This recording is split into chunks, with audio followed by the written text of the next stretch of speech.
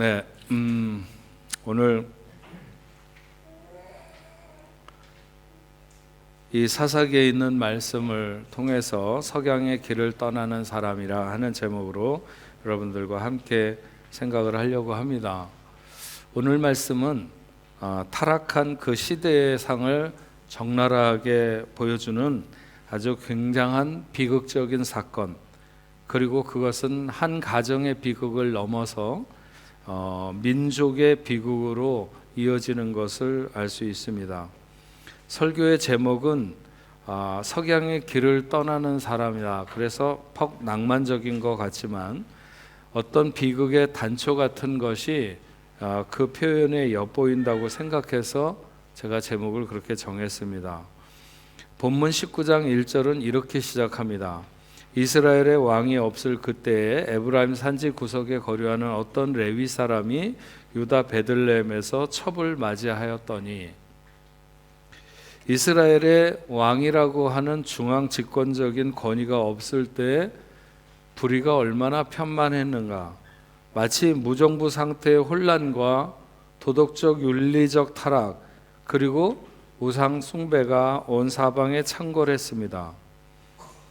저희가 지난번에 작년 11월까지 사사기 말씀을 계속 앞에서부터 봤는데 17장과 18장 말씀에 보면 미가의 집에 제사장을 하다가 단 지파의 제사장으로 옮겨간 모세의 손자였던 요나단, 게르솜의 아들 요나단도 에브라임 산지를 떠돌던 나그네였습니다.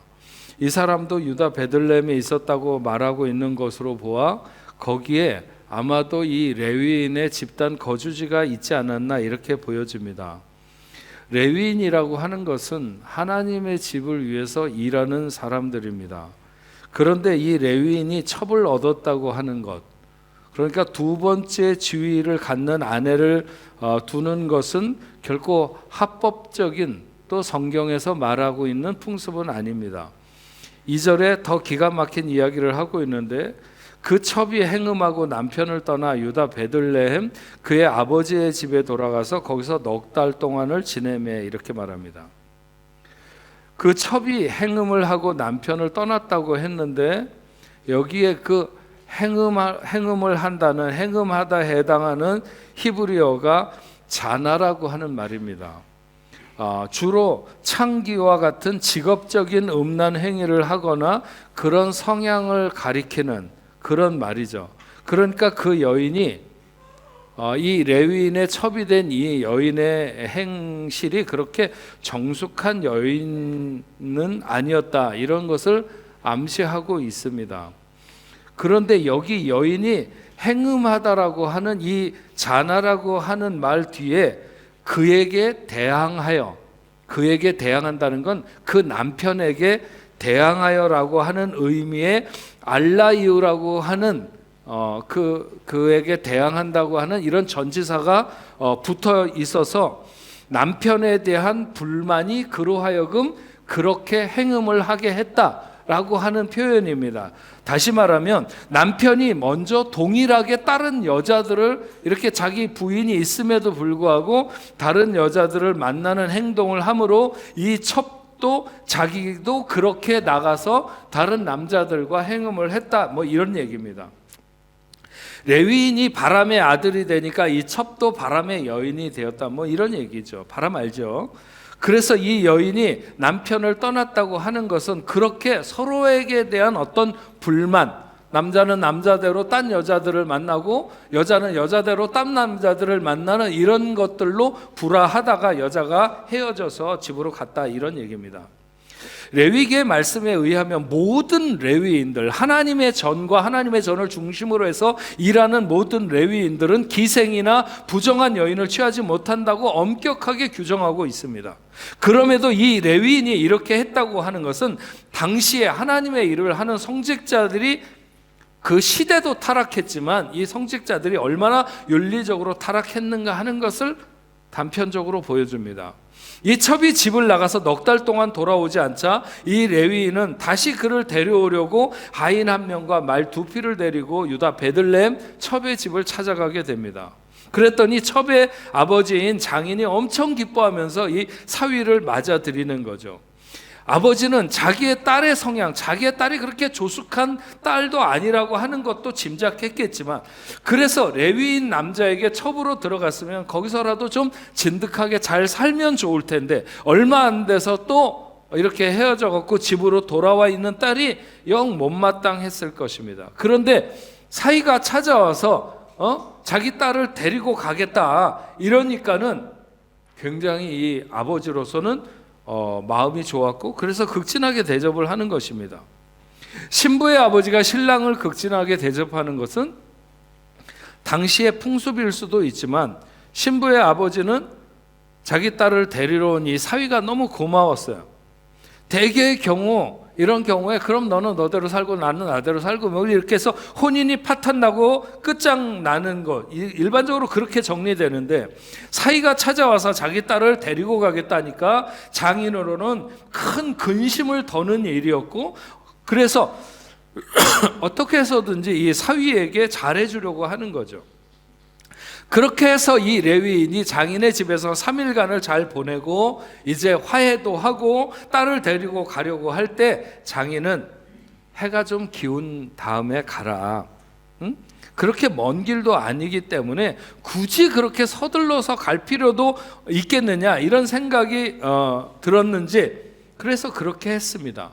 그래서 아침에 떠나야 되는데 안 떠나고 오후가 되니까 오후 시간이 늦었는데 그냥 자고 내일 가라. 그래서 그 밤에 이 레위인이 거기서 또 하루를 자게 됩니다.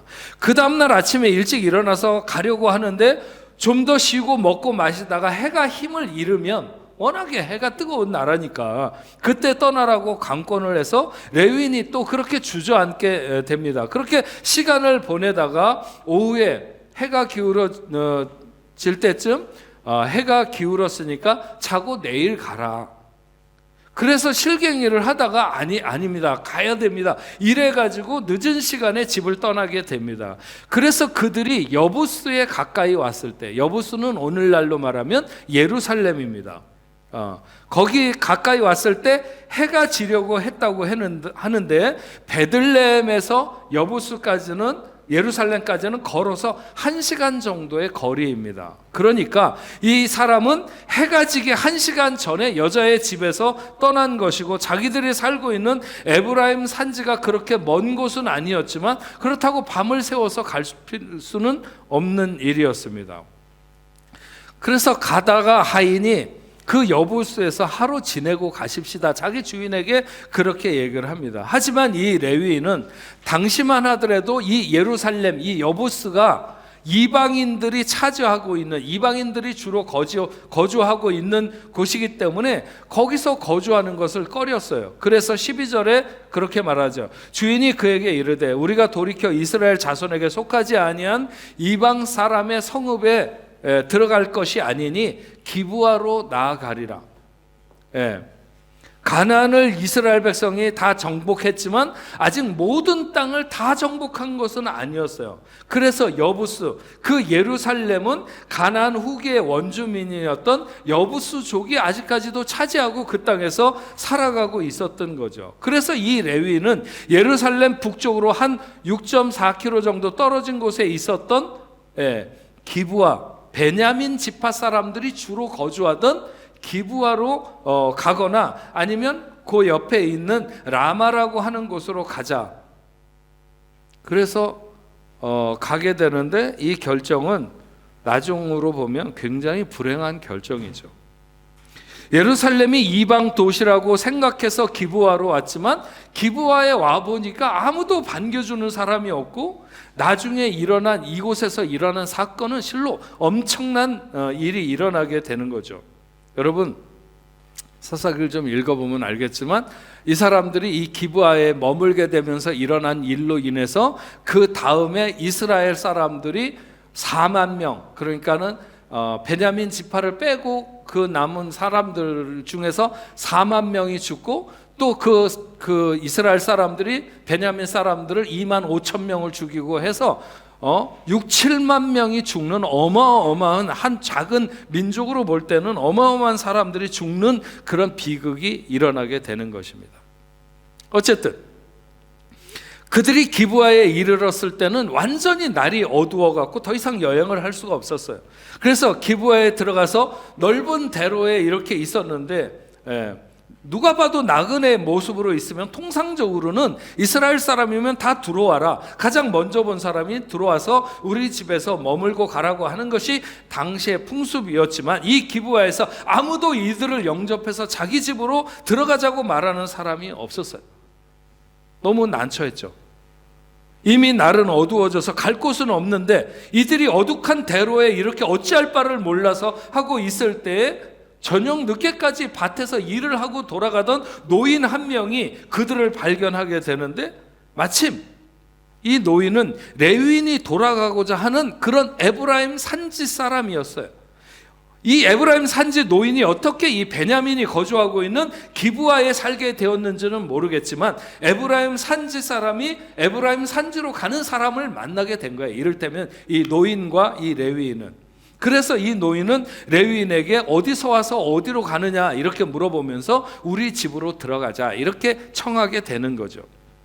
레위인은 자기가 가진 양식이 부족하지 않고 자기 돈도 있고 넉넉하니까 당신에게 그렇게 큰 신세를 안 져도 될 것 같습니다 이렇게 했지만 노인은 그런 걱정하지 말라고 하면서 당시에 사람들이 이렇게 대접하는 것처럼 레위인 일행을 영접해서 자기 집으로 들이고, 그러면서 아마 자연스럽게 자기 고향 소식도 물으면서 그를 맞아서 저녁 식사를 대접하고 기쁜 이런 시간을 보내게 됩니다. 그럴 때 그 기브아의 불량배들이 찾아와서 그 집주인 노인에게 너희 집에 들어온 손님을 내놔라.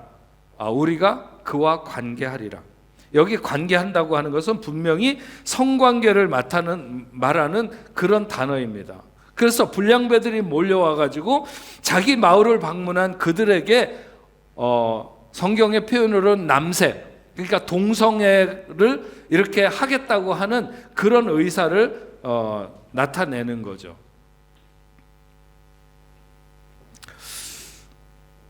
우리는 소돔과 고모라가 그런 것으로 얼마나 타락했고 하나님이 그곳을 심판해서 소돔과 고모라가 나중에 사해바다가 되었다. 사해바다 밑에 그 밑을 파면 옛날에 소돔과 고모라가 멸망한 그런 그 유적이 나온다고 그러잖아요. 그래서 사해바다가 형성된 것을 알고 있는데 이 기브아라고 하는 동네는 사해바다에서 그리 멀지 않은 곳에 있는 곳입니다. 그럼에도 불구하고 그런 과거에 그런 역사가 있는 것으로부터 이 기브아 사람들이 아무런 경고도 받지 못하고 있다는 것은 굉장히 안타까운 일입니다.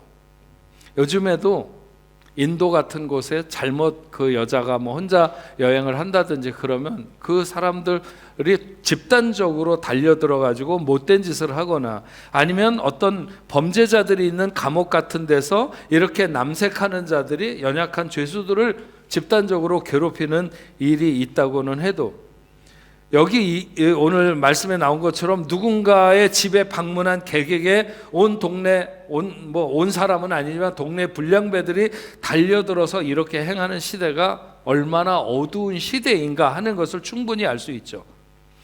자기 집으로 레위인을 인도하여 드린 노인은 어떻게 해서든지 그 불량배들이 이 레위인에게 그렇게 하려고 하는 이런 못된 짓을, 망령된 짓을 막기 위해서 자기 딸과 이 사람이 데리고 온 첩이 있다고 하면서 그들을 너희들이 어떻게 해도 좋지만 이 사람에게는 그렇게 하지 말라고 하는 그래서는 안 된다고 하는 이런 것으로 설득을 하려고 합니다. 물론 이 노인이 이렇게 하는 행위도 옳은 행위는 아니죠. 다만 당시에 여자의 지위가 그것밖에는 인정이 안 되는 그런 사회였습니다. 그때 아마도 이 레위인이 생각할 때 이래서는 안 되겠다 생각을 했는지 자기가 데리고 있던 첩을 그 불량배들에게 내어주게 됩니다. 제가 이 말씀을 보면서 이렇게 제 나름대로 추측을 해보면 실제로 그렇게 불량배들이 사람을 내놓으라고 어떤 집에 몰려와가지고 이렇게 했어도 그것은 어디까지나 이를테면 때강도 같은 짓이잖아요. 그래서 그것이 얼마나 나쁜 짓인가 하는 것을 스스로 알고 있을 텐데, 그래도 이 레위 사람이 자기 손으로 내어준 그 여자를 관계하는 것은 양심에 덜 꺼리낌을 받는다고 여겨졌을 수도 있고, 아니면 이 레위인이 내놓는 그 여인의 미모가 너무나도 뛰어났을 수도 있습니다. 그래서 그들은 그 여인을 데리고 물러가서 밤새도록 욕을 보이다가 버리게 되는 거죠. 앞에서 그 레위인이 첩을 두고도 또 바람을 피우는 것에 대항해서 그 첩도 행음을 하게 되었다고 하는 암시에서 이미 무너진 레위인으로 도덕적으로나 윤리적인 그 의식이 얼마나 바닥인가 하는 것도 우리가 알 수 있지만, 어쨌든 자기 살겠다고 자기 여인을 강도 같은 사람들에게 내어준 이 레위인의 극단적인 이기주의, 이런 인간을 오늘 우리가 말씀 속에서 만나게 되는 것입니다. 주님은 요한복음 15장 13절에 이렇게 말씀하십니다. 사람이 친구를 위하여 자기 목숨을 버리면 이보다 더 큰 사랑이 없다고 하셨습니다. 결국 이 여인은 레위인에 의해서 레위인이 자신의 첩을 죽인 거나 마찬가지입니다. 기브아의 불량배들의 욕보임은 한 여인이 감당하기에 지나친 행위였죠. 밤새도록 그렇게 불량배들에게 욕을 당한 여인은 초죽음의 상태로 그래도 남편이 있는 집으로 그 앞에까지 오게 되는 거죠. 아마도 거의 기어서 왔을 것이고, 그렇게 기어와서 그 집 앞에서 숨을 거두게 됩니다. 생각해보면 이 여인은 그 남편에 비해서 훨씬 더 진실한 사람이 아니었을까 하는 생각을 해볼 수 있습니다. 비록 남편이 바람핀 것에 대한 분노로 자기도 행음을 했고, 그래서 남편과 불화하고 집으로 돌아갔지만, 그래도 마지막 순간까지도 자기를 그렇게 버린 남편에게로 돌아오기 위해서 죽을 힘을 다해서 돌아와서 그가 머무는 집 앞에, 문지방 앞에서 숨을 거두게 됩니다. 이 레위인에게 그 첩이라고 하는 여인의 비중이 얼마나 되는지를 오늘 우리가 상세하게 알 수는 없습니다. 그가 아침에 일찍이 떠나고자 했을 때도, 이 레위인이 아침에 일찍 떠나서 집으로 가려고 했을 때에도 아마 이 사람은 그 여인을 자기 첩을 잃어버렸거나 아니면 돌아오지 않을 거다, 이렇게 생각을 하고 떠나려고 했는지 모릅니다. 근데 문을 열고 보니까 이 여인이 두 손을 문지방에 올려놓고 그리고 쓰러져 있는데, 일어나라고 해도 일어나지 않는 그 여인은 죽은 것이었습니다. 그랬을 때 레위는 그 시체를 나귀에 싣고 자기 집으로 돌아가서 그 여인의 시신을 12조각으로 쪼개어가지고 모든 이스라엘 지파에게 보내게 됩니다. 그러니까 그 시신의 조각을 받은 12지파 사람들은 자기들이 애굽에서 나온 이래로 이런 일은 도무지, 이런 끔찍한 일은 없었고 이게 도대체 무슨 일이냐, 그래서 그 내용을 알아보고 우리가 이것은 반드시 보복을 하거나 원수를 갚아야 된다, 그래가지고 미스바에 모이게 되는 것입니다. 거기에 용사만 40만이 모였다고 그랬어요, 이스라엘 사람들이.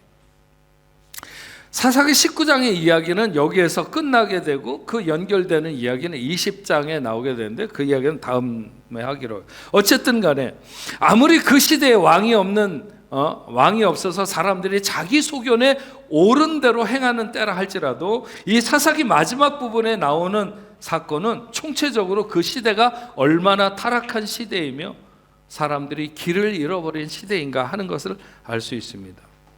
레위인의 타락은 말할 것도 없고요, 그 첩에 맞불을 놓은 행음, 기브아의 불량배들의 행위, 그리고 그 기브아 사람들의 도덕적 윤리적 기준은 과연 어디쯤 있는 것일까? 온 동네 사람들이 모두 다 그 불량배와 같지는 않았겠지만, 그래도 기브아 사람들의 아무도 나그네를 영접하지 않는 그런 모습이나 불량배의 행위는 그 동네 사람들이 별로 놀랄 일도 아니다, 평소에도 많이 일어나는 일이라고 볼 수 있는 거죠. 여러분, 당시만 하더라도 대부분의 사람들의 직업군은 자연에 기대서 살아가는 그러니까 뭐 농사를 짓는다거나 뭐 소와 양이나 뭐 이런 걸 키운다거나 이런 자연에 기대서 살아가는 그런 시대였습니다. 그런 시대에 정말 이 정도로 악해지기는 쉽지 않은 거죠. 하지만 레위나 그 첩이나 그리고 기브아의 불량배들이나 그 동네에 얼굴을 내밀지 않았지만 모든 사람들이나 그 시대 자체가 얼마나 암울한 시대였는가 하는 것을 넉넉히 보여주고 있습니다. 그 중에서 오늘 가장 중심에 서 있는 레위인이라고 하는 이 사람은 도대체 어떤 사람인가 하는 것이죠. 제가 오늘 설교 제목으로 정한 것처럼 그는 석양의 길을 떠나는 사람이었다. 당시 대개 여행을 떠나는 사람들은 한낮의 햇볕이 너무 뜨거우니까 오히려 해 뜨기 전에 일찍 길을 떠나게 됩니다. 레위인이었던 장인은 사위에게 낮 동안에 충분히 휴식을 취하고 오후에 길을 떠나라고 권합니다. 추측을 해보자면 베들레헴에서 레위인이 거주하던 에브라임 산지까지 반나절이면 충분히 갈 수 있는 거리였습니다. 그러니까 좀 늦게 출발해도 괜찮다고 생각하고 그렇게 했을 것입니다. 레위인은 자신이 작정한 3일 동안 이 장인의 집에서 처갓집에서 시간을 잘 보냈습니다. 자기 아내를 데려가려고 하는 목적도 이루었고 장인으로부터 극진한 대접도 받았습니다. 그런데 돌아가겠다고 생각한 날 이른 아침에 그 장인이 그를 붙잡습니다. 낮에 해가 뜨거우니까 해가 좀 기울어진 다음에 선선할 때 떠나도 되지 않겠느냐. 그래서 해가 넘어갈 때까지 머물렀습니다. 해가 기울어지니까 이 밤에 오늘 여기서 자고 내일 아침에 일찍 가라. 그래서 거기서 또 하루를 머물게 돼요. 그 다음날 아침에 일어나서 가려고 하니까 오후에는 안 잡을 테니까 오후에 가라. 그래서 오후가 돼서 가려고 했더니 또 자고 가라는 것이었어요. 레위인은 더 이상 머물거나 지체해서는 안 되는 시간을 맞고 있었습니다. 왜냐하면 그는 돌아가서 안식일을 지키는 것에 준비를 해야 하는 레위인이었으니까. 기브아의 노인이 레위인을 처음 만나서 그대는 어디로 가며 어디서 왔느냐고 물으니까 그 레위인이 그렇게 말을 합니다. 우리는 유다 베들레헴에서 에브라임 산지 구석으로 가나이다. 나는 그곳 사람으로서 유다 베들레헴에 갔다가 이제 여호와의 집으로 가는 중인데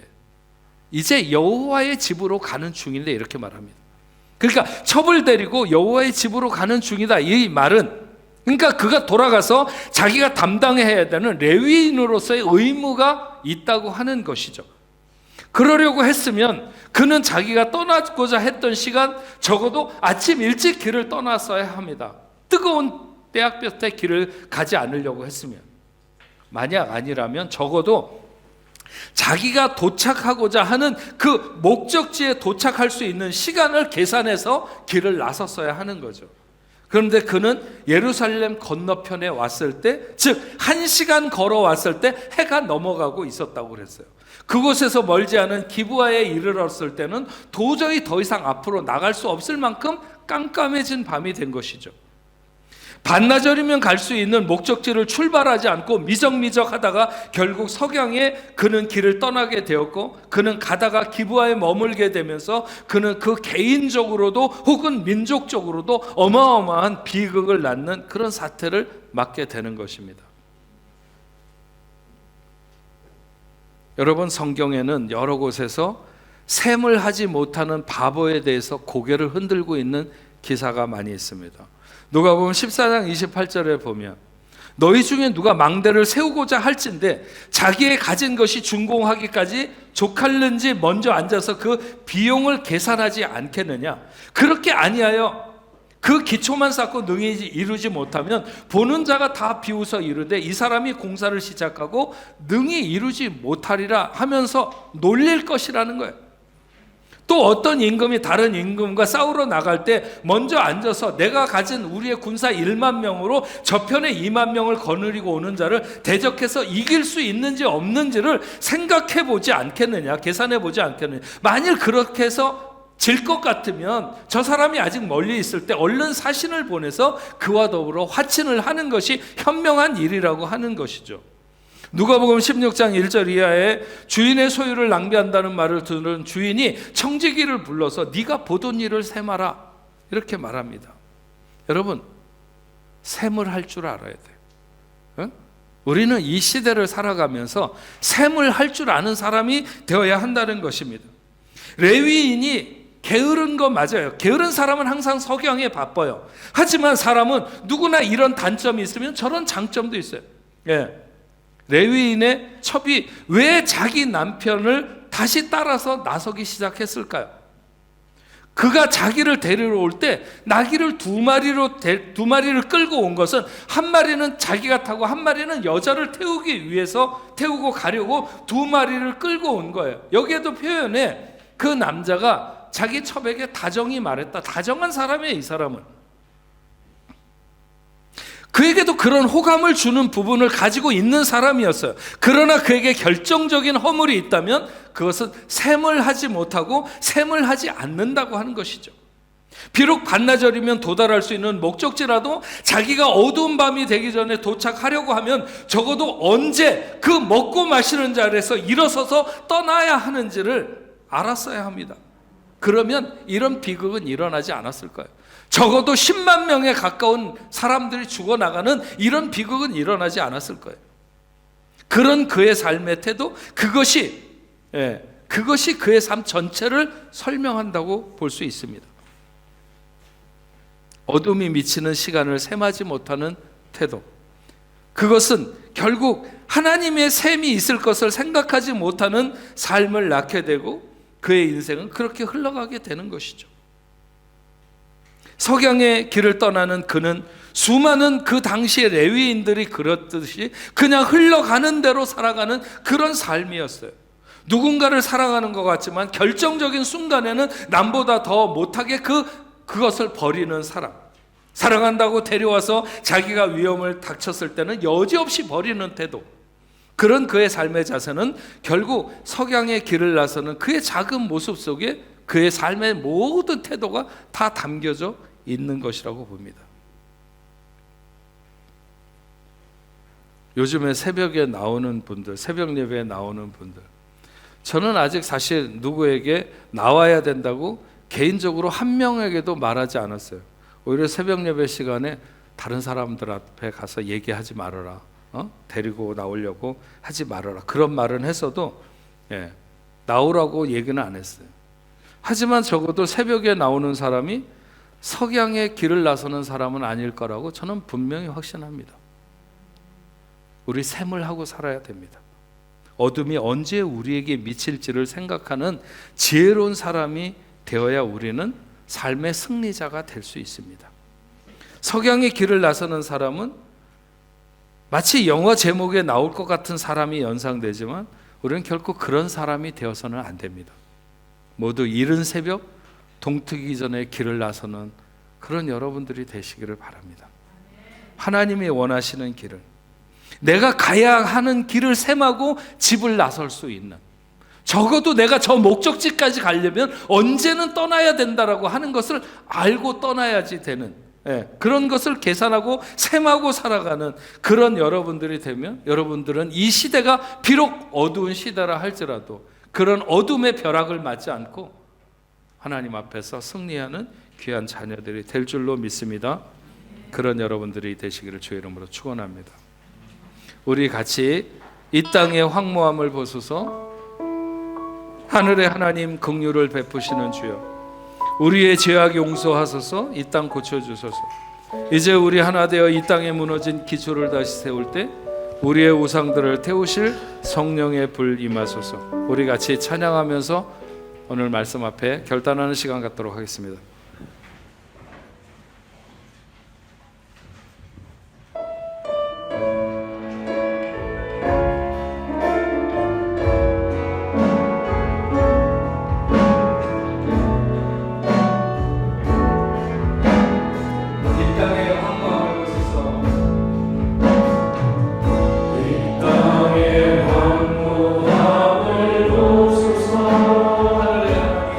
하늘의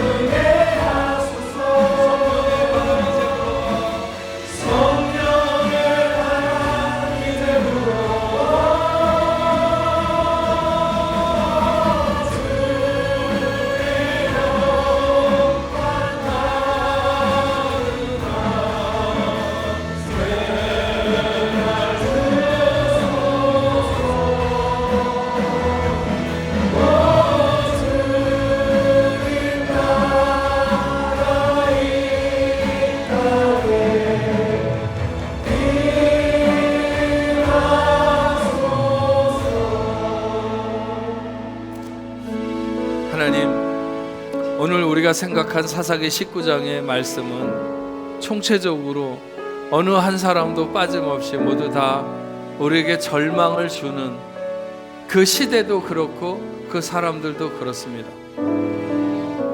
하나님의 사명자로 살아가야 되는 레위인, 그의 삶은 정말 그 시대를 드러낼 뿐만 아니라 하나님의 마음을 얼마나 아프게 하는 인생일까 하는 생각을 해보게 됩니다. 오늘 저희가 이 말씀을 대하면서 하나님의 자녀로 주의 제자로 오늘을 살아가는 우리는 어떤 삶을 살고 있는지, 석양의 길을 나서던 마땅히 그는 도달할 목적지의 시간을 계산하고 출발을 했어야 되는데 그렇지 않고 그냥 먹고 마시는 자리에 머물러 있다가 조금만 더 하다가 너무 늦은 시간에 길을 나선 까닭에 그의 비극은 이루 말할 수 없는 것으로 번져가는 것을 알 수 있습니다. 하나님, 우리가 어떤 자세로 오늘을 살아야 되는지, 우리 모두 이 시간에 함께하고 하나님의 말씀을 들은 당신의 자녀들은 이른 새벽 해가 뜨기 전에 집을 나서는 그런 부지런할 뿐만 아니라 그 시대를 어떻게 살아야 되는지를 하나님께서 우리의 인생의 삶을 결산하는 시간이 있다는 사실을 분명히 아는 자의 삶을 살아가는 저희들이 다 될 수 있도록 주여 도와 주시옵소서. 그래서 언젠가 하나님 앞에서 우리의 인생을 계산할 때 잘했다 칭찬하시며 정말 네가 작은 일에 충성하였으니 내가 큰 것으로 너에게 맡긴다고 하는 이런 축복의 선언을 듣는 그런 삶이 될 수 있도록 오늘 우리가 걸어가는 길을 다시 한번 돌아보는 저희들 될 수 있도록 주여 도와 주시옵소서. 하나님 앞에 귀한 예물을 올려드립니다. 마음을 다해서 정성을 다해서 올려드리는 이 예물이 하늘의 보화가 되게 하여 주시옵소서. 우리가 아무리 움켜져도 가난하게 살 수도 있고 우리가 흩어 구제해도 넉넉하고 더 부유하게 살게 된다면 우리는 후자의 길을 걸어가게 하여 주옵소서. 하나님의 나라, 하나님의 뜻을 이루는데 우리의 삶의 시간들, 우리의 능력들, 우리의 가진 재물들 아낌없이 던질 수 있는 저희들 될 수 있도록 주여 도와주시옵소서. 하나님의 귀한 역사, 이 어두운 시대 가운데 빛을 밝히는 하나님의 자녀들이 되도록 주여 도와주시옵소서. 하나님, 오늘은 우리 2023년을 시작하는 첫 달의 치유주일입니다. 오늘도 하나님 앞에 나오는 당신의 사랑하는 자녀들이 몸과 마음이 불편하거나 아니면 여러 가지 병든 곳이 있거나 내 힘으로 안 돼서 하나님 앞에 소망을 가지고 이 자리에 앉은 당신의 사랑하는 자녀들, 혹시 흩어져 있는 하나님의 백성들 위에도 하나님 함께하여 주시어서 하나님의 뜻은 우리가 강건해서 마음껏 기뻐하면서 영광 돌리며 살아가기를 원하시는 줄로 믿습니다. 어떤 아버지 하나님 이유가 있어서 우리가 이런 질병 가운데 있든지 이 시간 아버지 하나님, 당신의 사랑하는 자녀들을 치유하여 주시어서 저들의 머리끝부터 발끝까지, 저들의 피부에서부터 보이지 않는 혈관과 아버지 하나님 그 모든 곳에까지 하나님 함께하여 주시어서 남김없이 어루만져 주시옵시고 깨끗이 고쳐 주시옵소서. 예수의 이름으로 명하노니, 예수의 이름으로 명하노니 모든 질병이 당신의 사랑하는 자녀들에게서 떠날지어다, 떠날지어다, 떠날지어다. 하나님 깨끗이 고쳐주시고 기뻐하며 영광 돌릴 수 있게 하여 주시옵소서. 악한 세력도 물러가게 하여 주시옵소서. 오직 하나님 영광 돌리게 하시고 저들이 마음에 가진 소망들 하나님이 잘 아시는 줄로 믿습니다. 아버지 하나님, 아기를 원하는 가정에 새 생명을 허락하여 주시옵시고 아버지 하나님, 기쁨으로 하나님 앞에 영광 돌리며 나갈 수 있는 귀한 자녀들 다 되게 하여 주시옵소서. 오늘도 예배할 때 하나님 앞에 나온 귀한 자녀들이 있습니다. 이가현, 김혜민, 김두식, 백가람, 손세린, 박영은, 아버지 하나님, 귀한 자녀들 어떤 이유로 이 자리에 있든지 저들과 함께하여 주시옵시고 저들의 생이 하나님께서 추적하시며 복 주시는 그런 놀라운 생이 되게 하시고 저들도 하나님과 동행하는 그런 귀한 삶이 되도록 저들의 마음의 소망을 이루시고 영광 받으시옵소서. 흩어져 있는 우리 복래프교의 모든 성도들 위해 주님 함께하여 주시옵시고 특별히 저 땅끝까지 이르러 복음을 증거하고 있는 모든 선교지마다 선교사님들마다 하나님 붙들어 주시고 아버지 하나님, 이 어려운 시대에도 하나님 나라 복음을 증거하기에 부족함이 없도록 날마다 새로운 힘을 공급하여 주옵소서. 흩어지는 자녀들 다시 모여 예배하는 그 시간까지 이번 한 주간도 주 안에서 승리하게 하여 주옵소서. 이제는 우리 주 예수 그리스도의 은혜와 하나님 아버지의 크신 사랑과 성령님의 감화 감동 위로 교통하심이 오늘 하나님 앞에 나와 예배하는 당신의 사랑하는 자녀들과 저들의 가정과 직장과 두군 고국에 세계 만방에 흩어져 복음을 전하는 모든 선교사들과 그 사역지 위에 이제로부터 영원토록 함께 있을지어다. 아멘.